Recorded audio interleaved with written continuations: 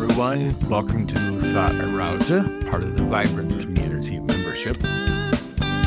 This week we are going to talk about the right approach we should have when it comes to how many gifts, how many talents, how many abilities we have compared to those around us. Comparison is a pretty big deal. You see it all the time on social media. You see it in the halls and in the foyer at church. It's everywhere. It's a natural kind of a thing. But we need to have the right mindset when it comes to those things. And I want to explore that a little bit this week.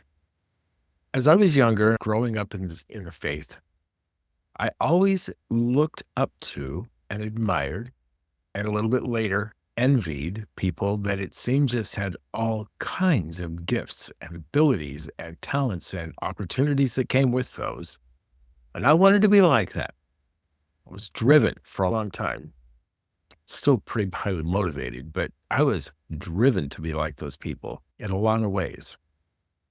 And then someone wiser in the faith, I was probably in my mid-30s, pointed out in the parable in Matthew 25, verse 14 to 30, and in Luke 19, verses 11 to 27, the words of commendation from the owner, the master in the parable that Jesus told, was the same for the man to whom he gave 2 talents as it was the man to whom he gave 5. A lot of times we spend time thinking about that 1 talent person who did nothing with it because he was afraid of who the master was and what it was like. And we major on that. But the gentleman who had 2 and the gentleman who received 5 both doubled what they were given. And that's another point. They were given that as stewards. I'd like for us to think this week about what might happen, what might be the benefit to us, short-term and long-term, if we think about doubling whatever it is that we have been given in the way of skills and abilities and talents, giftedness, opportunities.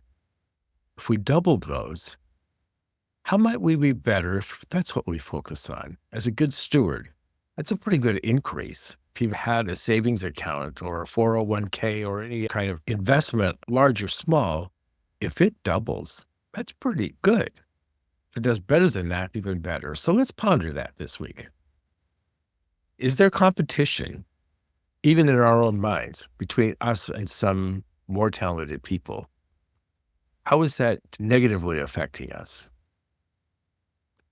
I've been spending a lot of times in Proverbs this year. There's a regimen where you read the corresponding proverb to the day on the calendar. In chapter 14 are a couple of verses. I'm going to read them for you, and maybe this will add to your thinking, and we'll talk about it when we see each other online. Proverbs 14:4 says, "Where there are no oxen, the manger is clean, but much increase comes by the strength of the ox." No ox, no need to clean stalls. But there's a lot of increase that comes because of the strength of the ox. And I wrote in the margin one day, don't begrudge the mess. In the process of multiplying what we have been given, the talents, the skills, the abilities, the opportunities, it's going to be messy. Don't begrudge that, because that's part of the process of doubling what we've been given.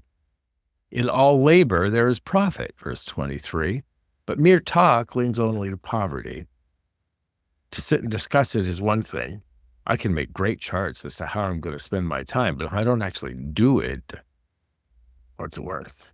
In all labor, there is profit, but mere talk leads only to poverty. So let's ponder that this week. The well done that came to the servant with 2 talents, which he was given, match the well done that was given to the servant who had 5, which he was given. Think about it. We'll talk about it. All right. See you soon.